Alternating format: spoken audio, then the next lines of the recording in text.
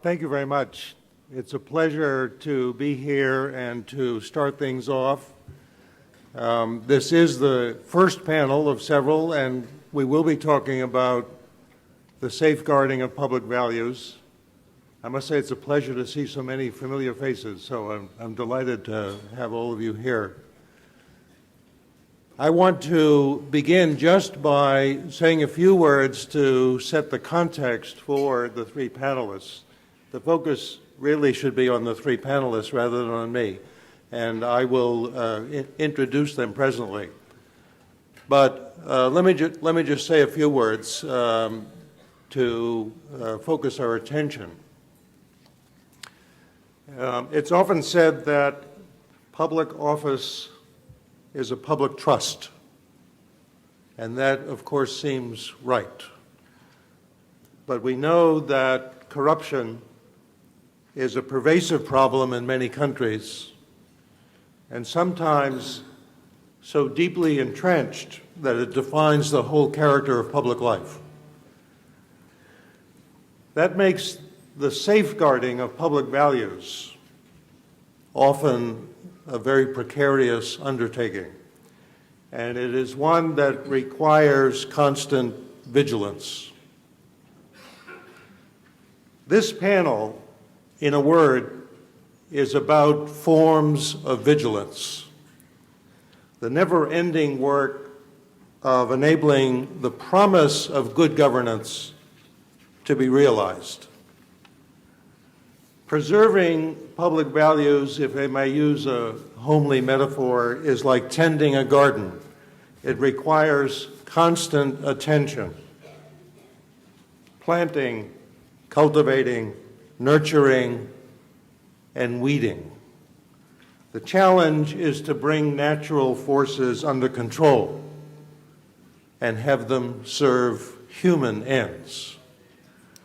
So that's the special importance of studying promising innovations in good governance. Why did things go wrong in the past? What has worked for others? Can we find models to replicate and to transpose to other places? If we can find answers to these questions, that's crucial to enhancing the moral competence of public leaders. Among the promising innovations that have captured attention in recent years are various forms of transparency. Transparency has become a kind of buzzword and a cliche, so we need to be careful. We should not assume we necessarily understand what it means in specific contexts or what its connection is to accountability and the promotion of public value. But each of our panelists will be making such a connection for us in different ways. Mechanisms of transparency facilitate the public release or disclosure of information, usually with the aim of improving the quality of decision-making.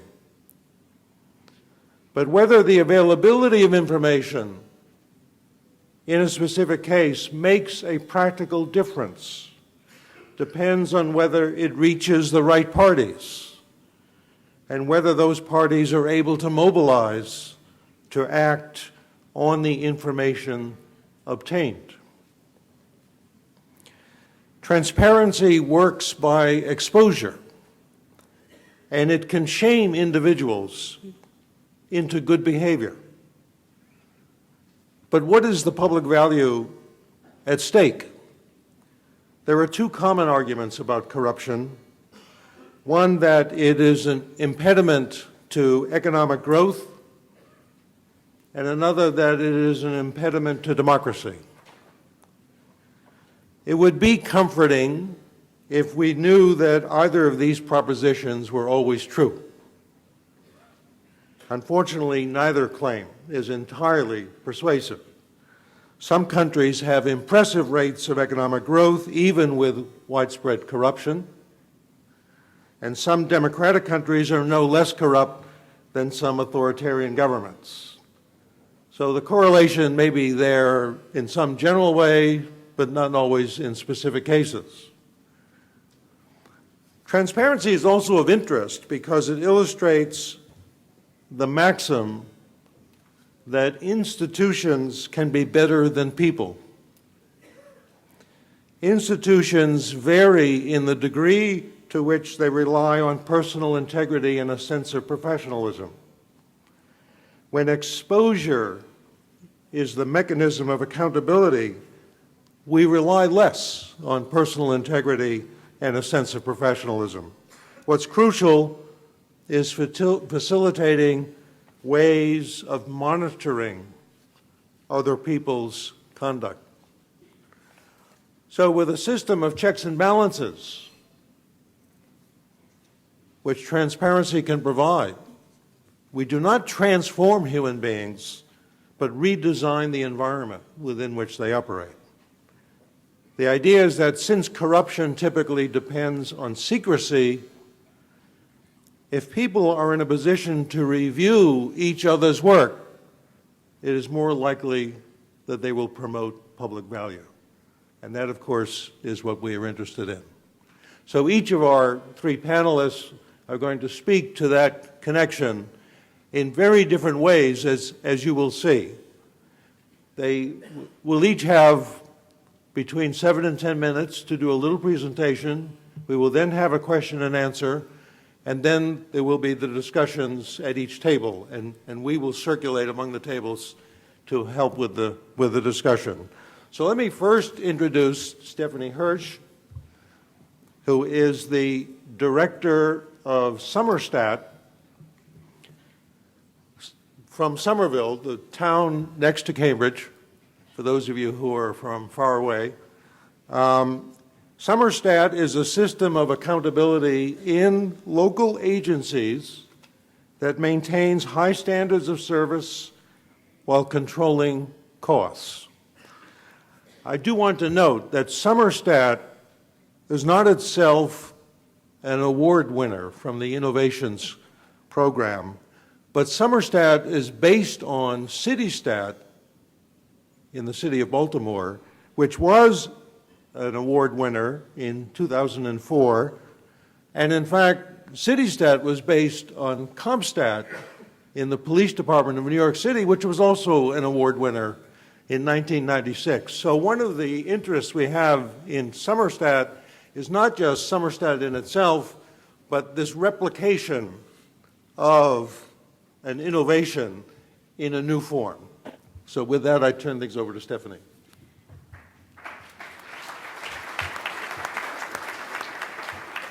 Thank you all for having me here. Just a point of information. I am talking off of some notes which are available on the table where other information is available, so please pick this up. It also has my contact information, and I welcome any and all inquiries and visits to Somerville. You're even welcome to come visit while you're here in town. As Professor Winston said, we are a replication of Baltimore's CityStat, the award-winning program, which was started in 1999 and has been much replicated throughout the country in municipalities of different sizes. Professor Bain, who also teaches here at Harvard, has gone around and studied different stat programs throughout the country and has found that they all have certain principles in common. First is that there are very regular, structured meetings. The second is that those meetings are attended by key decision makers in the municipality. In most cases, we're looking at cities here, although it has been replicated on the state level. The third is that the meetings are organized around looking at data. And Somerville follows all of those principles, as well as is trying to figure out how to take it to the next level.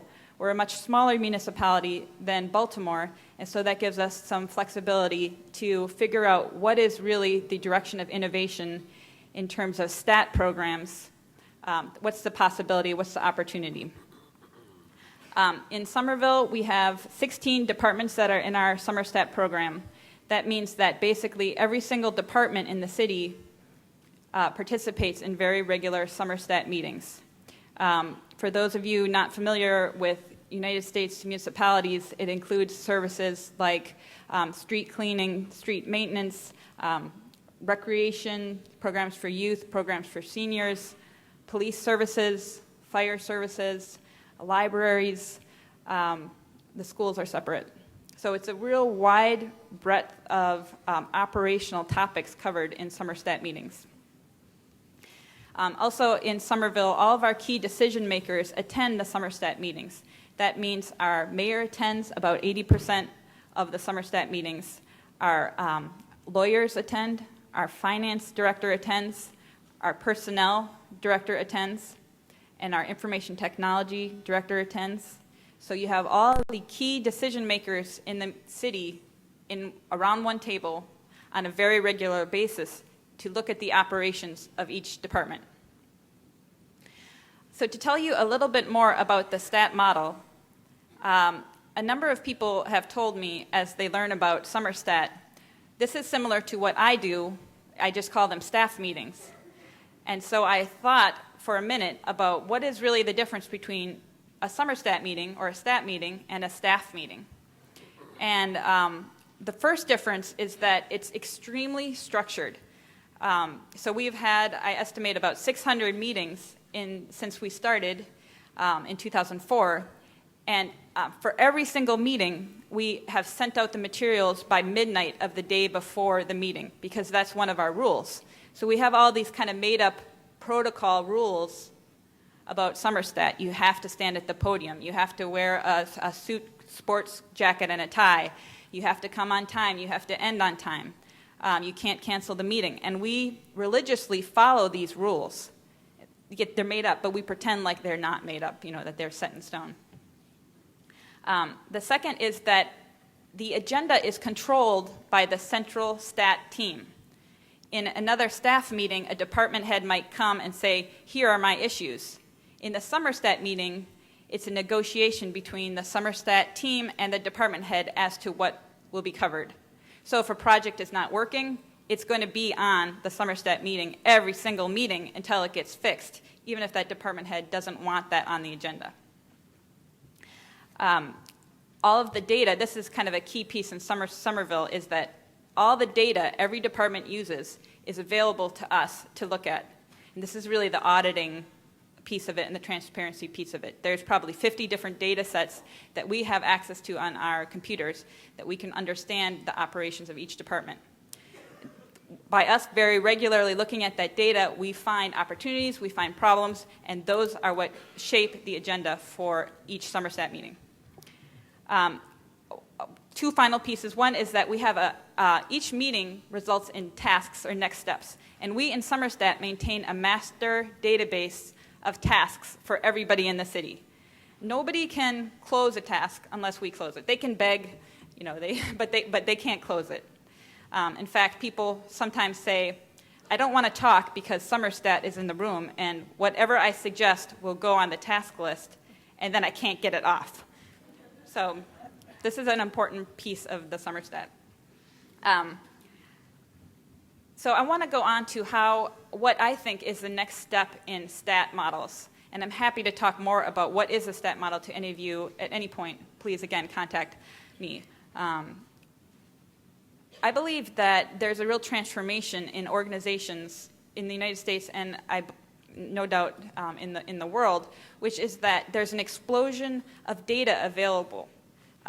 Every administrative system, that means, let's say you're the public library, when somebody comes to check out a book, you have a computer record of what book they checked out, when they checked it out, who checked it out, whether or not they had a fine, how long they kept it, how many pages the book was, what the topic was. Because that system was built to handle circulation, the requirements of circulation management, as a byproduct, there is an extraordinary amount of administrative data. And that's one department, one function of one department. Each department has many functions that are captured in administrative systems. And there are many departments, especially in a city that has a wide range that does a wide range of municipal activities.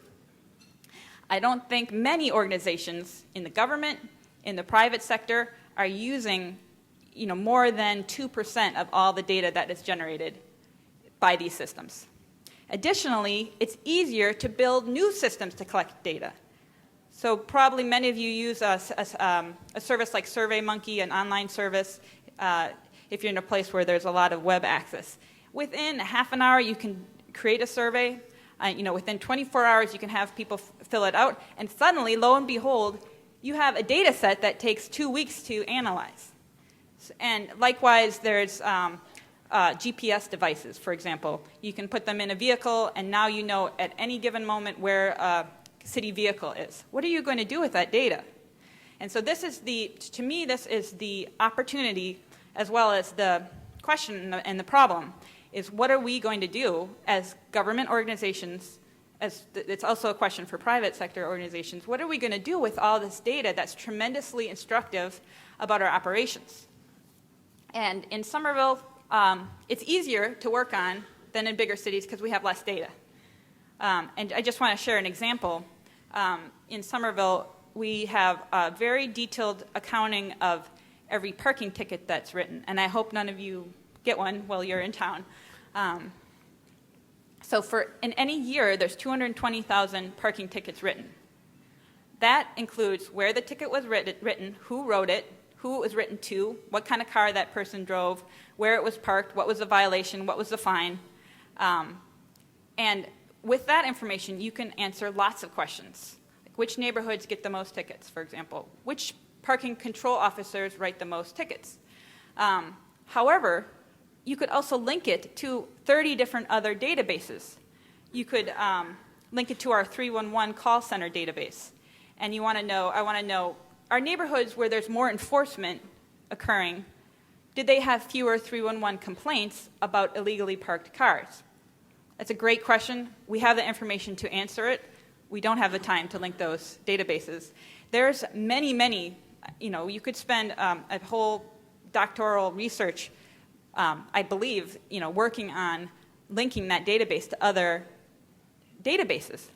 And in fact, I can imagine some futuristic scenario where the mayor says, what would happen if we raise a parking ticket for a particular violation? And then we in SomerStat can say, well, we can project how much revenue will increase based on, linking traffic and parking to our revenue systems. We can predict how much compliance will increase, therefore ticket issuance will go down. We can link this to our resident satisfaction survey, and we can predict how many fewer votes you're going to get, or how many more votes you're going to get because people are happy with compliance. And you can see how you can layer on data to have this incredibly sophisticated model of municipal operations. I mean, it's possible to do that even right now, except for the fact that it takes a lot of time.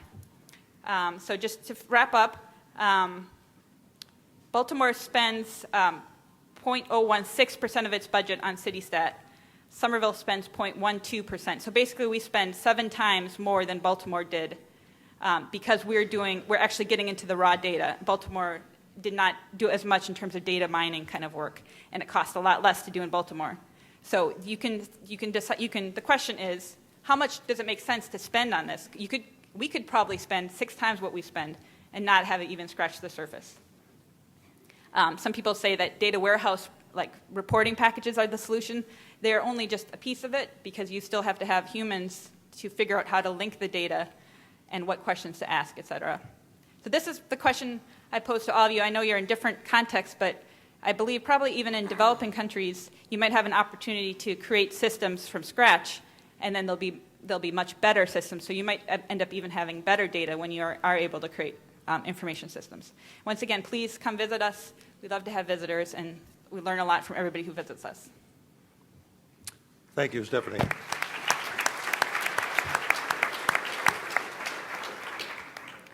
Let me turn now to Aruna Roy, who is a social and political activist. She's one of the founders of MKSS, which can be translated as Organization for the Empowerment of Workers and Peasants.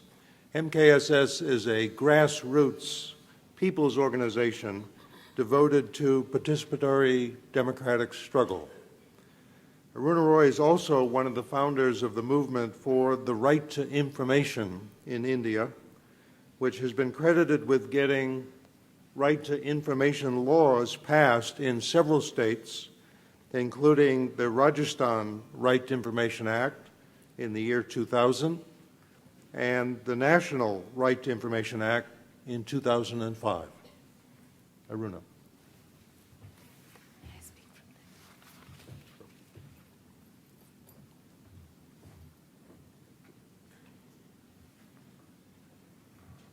Thank you very much, Ken. I've been really inspired listening to Stephanie and looking at my own work in India and the huge problems that we have with collecting and storing data relating to millions of people. I'll be happy to share something in brief with her. Today, on the 1st of April, in India, the whole of India has opened up the right to work, the act which we call the National Rural Employment Guarantee Act. More than 4 million people will be working today in many of the villages in India to get their claim on a minimum wage and a right to live. The data for all these workers, though it is in its infancy, has been put by the government of India into our website. And today, sitting in USA, I can click on a screen and get to the person who's been working and in fact find out how much they have done and how much they've been paid. So I think it's an exciting area and we need to develop it further. But I'm going to talk slightly differently. Today I'm going to talk about sustaining hope. In this world today, the most difficult task for anyone who mobilizes socially or politically is to say that things are possible, that change is possible. You have to reiterate it because there are cynics who continually tell you that nothing will ever change, and there are people who will never cooperate because they don't want change. So caught between those two groups and with a large number of citizens who really want change, I think sustaining hope is a very important thing. So the significance of the experience of the MKSS and the right to information and the right to work campaigns establishes that there can be, and a successful in part at least, democratic movements and struggles, non-violent struggles for change. Actually, what began as a small workers' agitation and struggle for minimum wages in central Rajasthan in 1994, because Article 19 of our Constitution gives us the right to express ourselves. It's called freedom of expression. And Article 21 gives us the freedom to the right to live. The combination of these two in our minds and the way we worked it out with poor people began the right to ask for disclosure of records relating to wages which were never paid to us. We worked on a work site, we worked 8 hours a day, we worked for 15 days in the month, and we would get 10% of what was due to us. And when we questioned the government, they said to us that we were liars, that we were inaccurate, and therefore the wages wouldn't be paid. We went on traditional forms of protest, we went on hunger strikes, we sat on the road, but it didn't deliver. So eventually it was left to these extremely committed people, poor people who struggle for their daily life, to come up with such a simple idea. They said that if these records are not disclosed, we'll never be able to prove that we worked. So it's important that these records be disclosed. But how to get them to be disclosed? Because in India, we have inherited, as most colonies of the British Empire inherited, an Official Secrets Act. And that act is invoked. If you ask for a list of people under the poverty line, we're not given that. What we call a babu, a clerk sitting over there would say, I can't give it to you because it's an official secret. So thereby began a long struggle, which began with the MKSS and ended with huge campaigns. It is actually a belief that development of economic rights based on equity and ethics is not possible without transparency. It's an amazing campaign because when we went, we thought it was a very complicated idea and that people wouldn't understand. In the first major sit-in strike we had in 1996, where we sat for 40 days in a town called Biawar in central Rajasthan. People came and said to us, what are you doing? What do you want information for? You are with lots of poor people. You should be asking for bread, water, housing, health. What is information? But within a few days, people understood what it was all about. And I'll tell you very briefly what happened with Sushila, who was a friend of mine, just gone up to the 4th grade. She went to Delhi for a huge public meeting and a conference, a press conference. The press asked her, why are you here? What do you have to do with right to information? And she said, when I send my son with 10 rupees to the market, I ask for his accounts. The government spends billions of rupees in my name. So I'll ask for my accounts to the government. That's what I've come for. So that was the first slogan, and a very powerful slogan that came out of the campaign, which spoke volumes for itself. It said, our money, our accounts. And in the language that I speak there, Hamara Paisa, Hamara Hisab. It was a very powerful slogan. What it actually did further beyond that was it built a fantastic dialectic between the demand for facts, for records, for rights, and the demand for a better democratic system. For political bosses, political members, chief ministers, ministers who made commitments to keep them. So it started and ended, in a sense, with the 2005 Act, with demanding political accountability so that we could have the right to see records. So it branched off, and there were two similar processes at work. Briefly, it ended with the United Progressive Alliance with rules in Delhi today, which is the party in power, giving us a document called the National Common Minimum Program, promising us two acts, the Right to Information Act and the Right to a National Rural Employment Guarantee Act. When this became a published document, and when the government set up a council to advise the government, many of us activists who have always shunned anything to do with government joined the council only because it gave us a platform to struggle further to establish that that kind of accountability was equally important. And we stayed there till we got the two laws passed. It enabled us to go switch between the role of a social activist and the role of a policymaker. And we had access, because of being there, to the nitty-gritty of the way the law was being fashioned. And that's why the Right to Information law, which the government of India has given us, is a powerful law. Because at every point, when they tried to dilute the law, we had a public demonstration, we had a public meeting, we had experts come in, we had lawyers talk about it, we had judges talk about it, we had ex-bureaucrats talk about it, so that the law was not diluted. So that second question and the second slogan was, we have questions and we want answers. We want the answers, and we don't want any prevarication. We don't want you to tell us we can't. So the Hindi of it, because I see many Indian friends here, and members who have fought with us in the campaign also in the audience. The second thing was, sawal hai, jawab chahiye. We have questions, we want answers. It established also that information was important to fight both corruption, which is the most obvious thing when you're fighting poverty, when you don't get your medicines, when you can't get a teacher to school, when you can't get your wages, when you can't get employment, when you don't have a road, when you have things which have been booked which are not there on paper, when you have ghost works, it became very important for us to also question the arbitrary use of power. Invariably, in India, as I'm sure elsewhere in the world, anyone who occupies sits in areas in which the regulatory mechanisms of control work, which thereby controls the rule of law, whether it's a police station or a court or any such institution, there's corruption and misuse of power. It may not necessarily be money, but it's definitely misuse of power. And even a government could do it, as indeed governments in India have.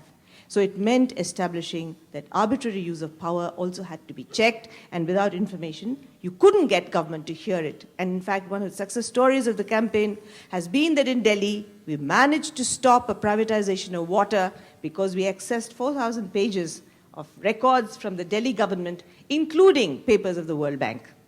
And when we placed it in front of the Prime Minister and placed it in front of the Deputy Chairman of the Planning Commission, they couldn't argue against it because it was proven by the documents that were there in front of them. So what was the mode? See, when you fight, and we have fought these battles, I always think there are two processes which are concurrent. One is the building blocks. I use that because, you see a child building the blocks, and there's a little house that comes up in no time. The building blocks are the immediate ways in which you can do it. It strengthened our faith that in the midst of violence, which now is there in India and all over the world, that you can use methods of nonviolence, you can use methods of civic protest and democratic protest and civil disobedience, and the state will respond, has to respond. So it has to be strategized and it has to be fought. We also know now that we have to give dignity and struggle for the equality of all poor people, and that what they say can now make policy, can make law. So there's a great deal of pride and confidence in people. It's also important for us to fight other systems of equality. It has also set up a universal set of democratic aspirations, which brings me here, because no matter whether it happened in India, or whether it happened in the United States, or whether it happened in Tanzania, we all share so much, and we can learn so much from each other. And I would like to quote very simply two people and quickly finish. One is a great American called Martin Luther King, who said that we must have, he said, I have a dream, and I think we all have to have dreams. Without dreams, nothing can happen, and without hope, there can be no dreams. So what this campaign has done for public opinion building in India has given us the space to hope, and therefore the space to dream. But it also is very important, as my friend Lal Singh said, to a huge group of civil servants who had come for training where we were invited. They invited me, they invited also Lal Singh. Lal Singh is a farmer, he's a peasant, he wears Indian clothes, and he was wrapped up in a local flooring carpet, we call it dari. It was terribly cold, and they said, I've got 10 minutes here, I've got 10 minutes there. But they said to Lal Singh, you only have 3 minutes, and you must finish because it's lunchtime. And I'll just quote from you what Lal Singh said, because I think for me, it's now quoted all over, it's on the net, everybody quotes him. He said, we wonder whether we will survive without the right to information. And he said to them, we wonder whether you will survive, your chair will survive, in other words, whether your seat of power will survive, if you share the information. But friends, we all belong to this world, and we should all be worried whether this world will survive or not survive without transparency and accountability. Thank you.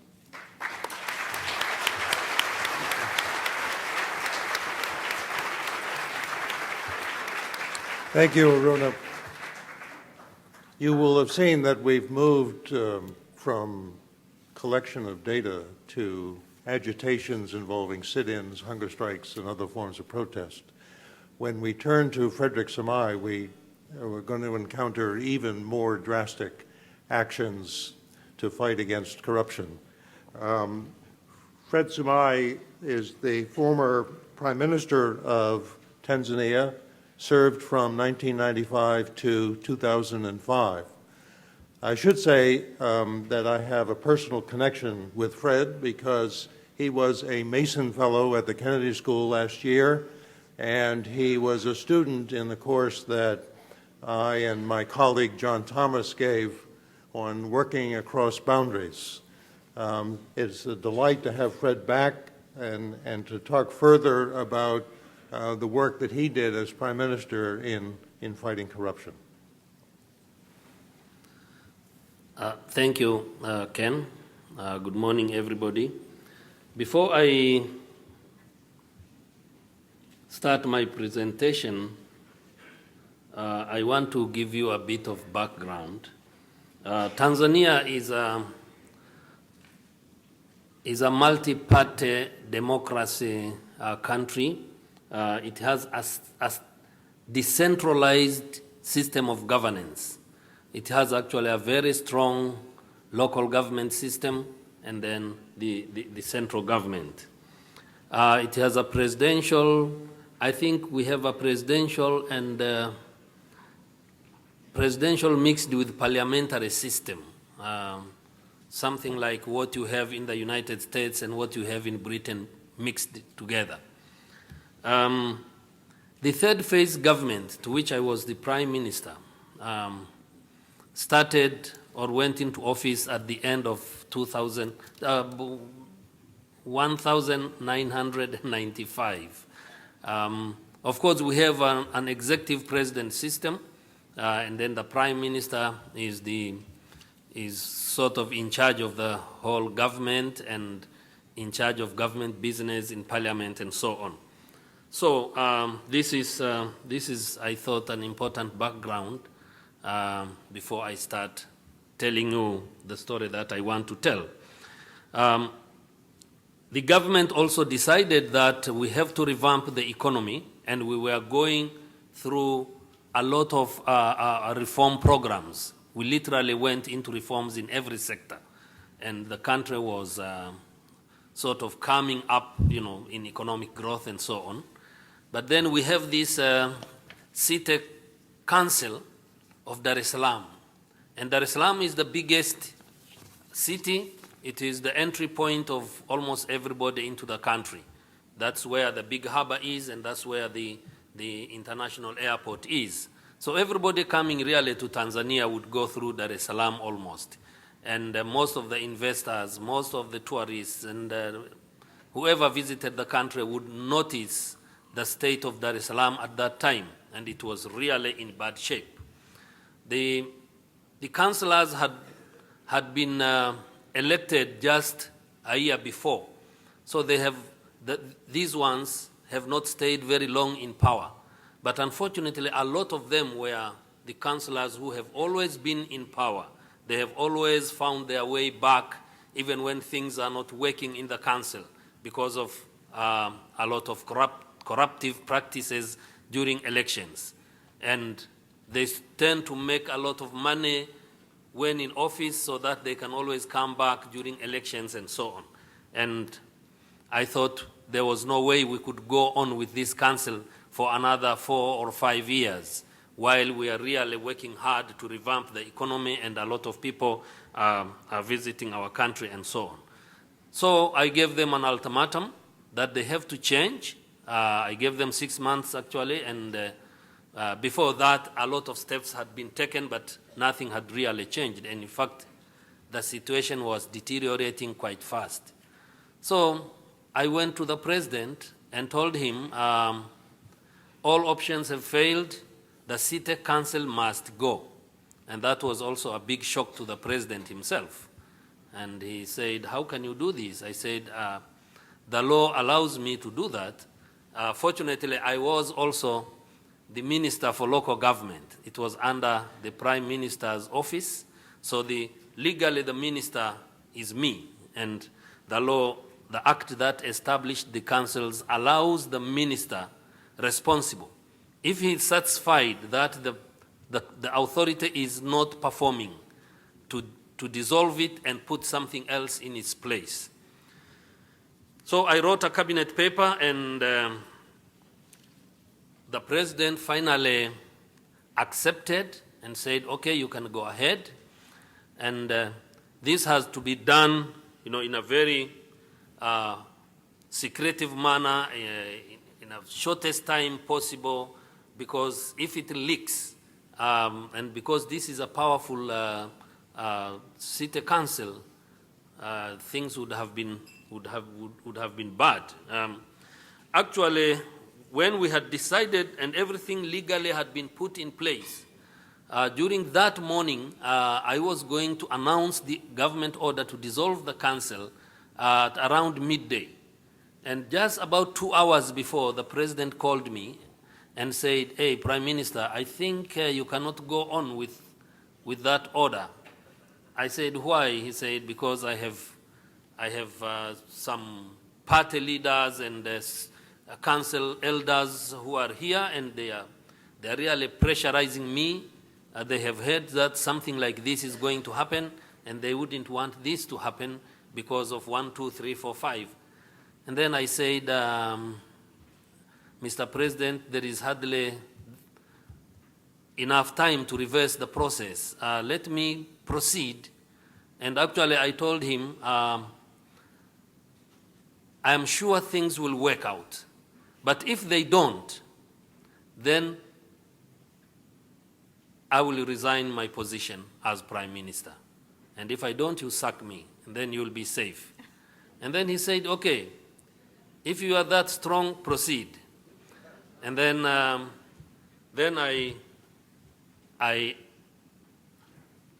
read that order to dissolve the in the House, in the National Assembly, that order to dissolve the City Council and in its place to put a commission to take all the duties of the City Council. Because there was no way we could have continued with that one. Every system was not working at that time. Of course, I faced a lot of resistance from various quarters. One is just the mere fact that we have a decentralized system. The central government should not interfere with the local government that is in place. And then these people are elected people by the people. How can an authority just dissolve elected people? And then, of course, there are those who are benefiting from the corruptive system. They also didn't want this to happen. And, of course, the ruling party. The ruling party, unfortunately, as I have mentioned, also didn't like this because most of the councillors, about 95%, were coming from the ruling party. So they looked at this as if, dissolving that council would mean the ruling party sort of has failed in its duties. So, but fortunately, the general public, the media, the business community were all in support. And in fact, even a lot of members of parliament during the discussion in the House, they were very supportive because they know the people supported the move. And after a while, things had changed drastically. Sorry, there isn't enough time. I could talk for the whole day on this. There was a lot of change. In the hospitals where people used to bribe their way to get treatment and so on, everything was now perfect. The congested schools, we had schools that in a classroom of 40 pupils would have over 300 pupils. Many schools were built and now there was less congestion. Bad roads were repaired and so on and so forth, and there was a lot of accountability, and security had improved a lot, and many people were now happy with what has happened.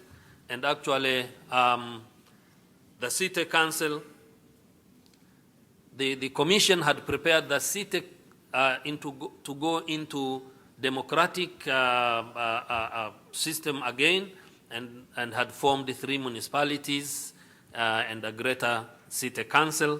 And actually, the city received, and its executive chairman received scroll of honor from the Undersecretary General of UN Habitat, and also received the Dubai International Award for Squatter Improvement. And the executive chairman, who was the head of the commission, was actually became a member of parliament and also a minister, and even now he's a member of parliament, all these showing that everything went on very well. And the revenues of the council actually improved tenfold. They were collecting about 900 million shillings a year. Then it went, in 2 years, it went to 9 billion shillings. So that was a great success, and therefore I didn't have to resign my position. Thank you very much indeed.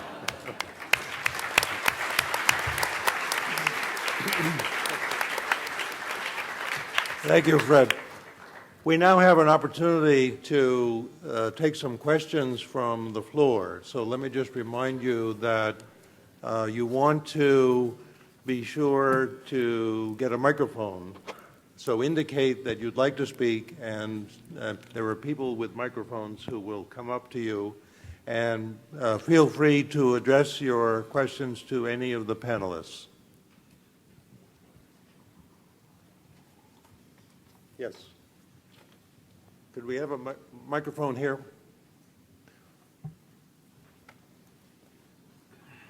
My question is to Aruna Roy. How do you ensure that the data that's entered is accurate and there isn't corruption at that level? Particularly, for example, with reference to the National Rural Employment Guarantee Scheme, there's been much in the media. How do you ensure the data entry is correct? Do you want me to answer this now? Actually, when that data is accessed under the Right to Information Act, people can file an application to get the data. Once the data is received, it's placed in the middle of people. That's what the social audit is about. People come, and if there is anything wrong, it's very difficult in a group of 500 people to tell lies. So because there is peer group criticism, if I say I was working, then I am. And if somebody says she was not here, she was in a different city or a different place, then the government has to institute an inquiry. But very often, the data is verified in these public testimonies, which we now call a social audit. In the government of Andhra Pradesh, which is in India, central India, has actually done, I don't know how many thousands of social audit, and they've recovered more than 10 million rupees from people who have defrauded the amount. This is government doing it, not a political or a social activist group that's done it. So if you place the information in the public domain, then it is verified, because there are numbers of people who talk about it, who look at it. And there's a social consciousness even now in India, and every penny matters to people. So they are going to say something about the misuse of that money. So far, it hasn't been grossly misused. There may be some instances, but by and large, it has been a process of integrity. Yes, in the corner. Good morning. My name is Terrence Smith. I'm from here in Cambridge. Welcome. My question, all three of the examples discussed transparency and accountability in times of need in order to take systems that aren't working and make them work. Can you comment on how you institutionalize transparency and accountability when things are going well, so they're not necessary at times of crisis? All of you are welcome to talk to that. I can just say that I see it as very iterative and incremental. So the more information you have, the more you set your expectations higher if you're oriented towards change. And I believe the next step is innovation. So if once you've figured out the real problems, then you want to do the really amazing things. How do we make our community really extraordinary to live in? You know, there's never a lack of things to improve. Could I add to Stephanie's point that, and I didn't think this came out quite in the presentation, and that is that the gathering of these statistics provide a basis for performance measurement. You can actually tell whether people are doing their job. So in part, it's about efficiency, but it's also about competence. And therefore, you can use it all the time, whether you've got a crisis or not. This is a constant standard for performance measurement, whatever the situation is. One example, which might sort of answer your question. When there's a district called Dungarpur in Rajasthan, district is an administrative unit within a state, and the entire district had been surveyed on the Rural Employment Guarantee Act, which ensures every household 100 days employment in the year.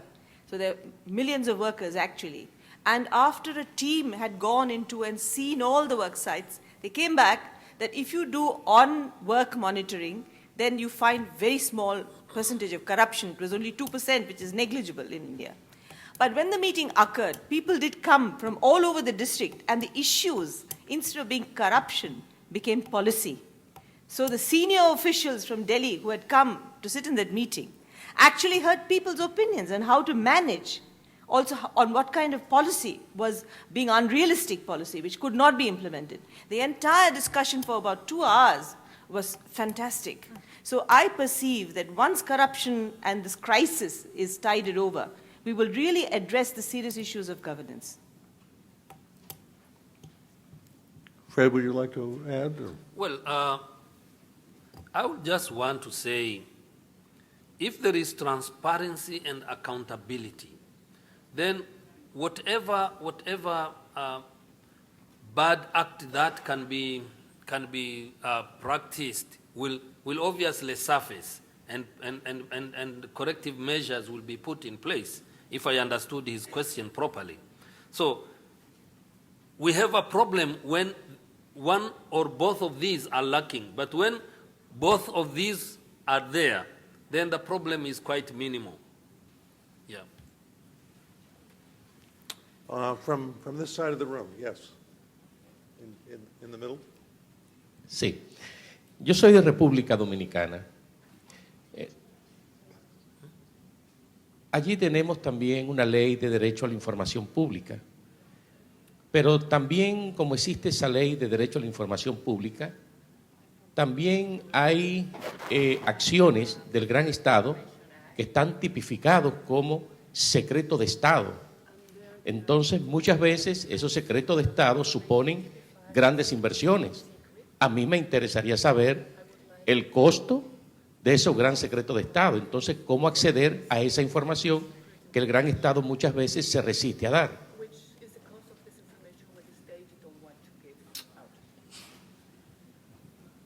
Thank you. Well, it's a very interesting question. And, Could you restate and it the can go question? either way. But in the Indian Act, I can only speak of the Indian Act. The Indian Act. What is the question? Restate the question for those. What is the question? Oh, I see, okay. Who can state the Restate your understanding of the question. I gathered that the question was that how does the Public Information Act deal with issues which are declared secret? And when that clause is invoked to deny you information, what do you do? Is that right? He doesn't understand. Yeah, well, anyway, I think that's what the question was about. This is all about cross-cultural conversations and exchanges. Well, I'm sorry I don't speak Spanish. Anyway, so in India, there are sections which are very clear in the Act, which says that what cannot be disclosed, which means security information, economic secrets, so on, and there's a list. But in the Act, it's because it is a People's Act, because the people made the Act and the government then looked at it, there are 2-3 interesting sections. One says that information cannot be denied if that information reveals corruption, relates to corruption or human rights. So if it's information relating to corruption or human rights, all the exemptions can be set aside by the Central Information Commissioner, which is an independent commission outside the government, which sits on this because the commission has been created under the Act, and they can allow us to see the information. There's also one more clause which says that the Central Information Commission and Commissioner, if that commission or the commissioner feels that the disclosure of that information is of more benefit to the country than secrecy, they can declare that that information be disclosed. Now, these are potential powers, but I must say that our Chief Minister of Rajasthan, we have state chief ministers, like you have governors in the US, and he, 10 years ago, made a ridiculous statement. I mean, like the one you said you often hear. I don't know which country you're from, but anyway. He said that you shouldn't get information on a bridge being built in a district which borders Pakistan, because if you get that information, the so-called enemy will find out. So we said to him that the enemy already knows the state of your bridges. So there's no need to be secret about it. What we need to protect is our own people from falling down and breaking their necks when they go over the bridge. So we need the information. So it was a very humorous but very interesting public debate.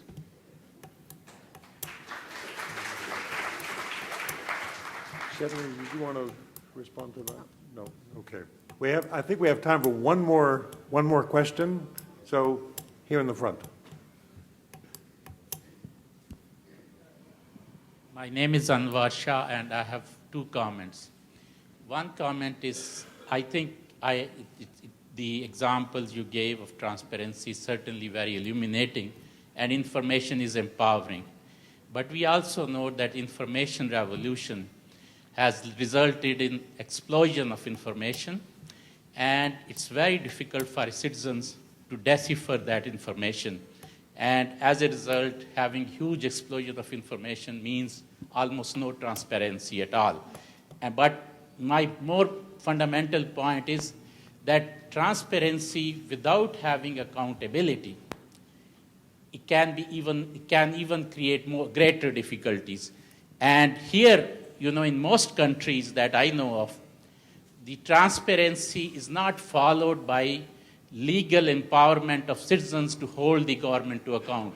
The only example I know of, and I like to be informed if there are other examples, is Malaysia 1993 Clients Charter, where Malaysia introduced Clients Charter, said these are the service standards, you can hold the government to account, and then created a website as well as an independent commission to hold the government to account, and the government itself monitored in terms of citizens' perspective on their access to this information.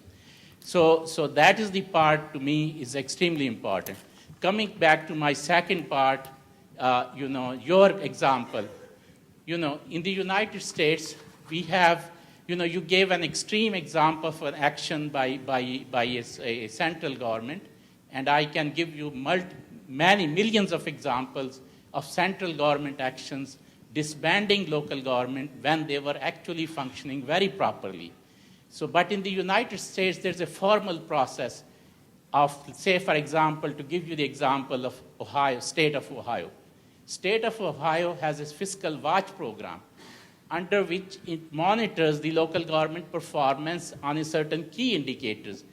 If the local government is not performing, then it can be subject to a control board oversight. So there's a legal, formal process to deal with this issue rather than disbanding a government. Thank you. Good. Thank you very much.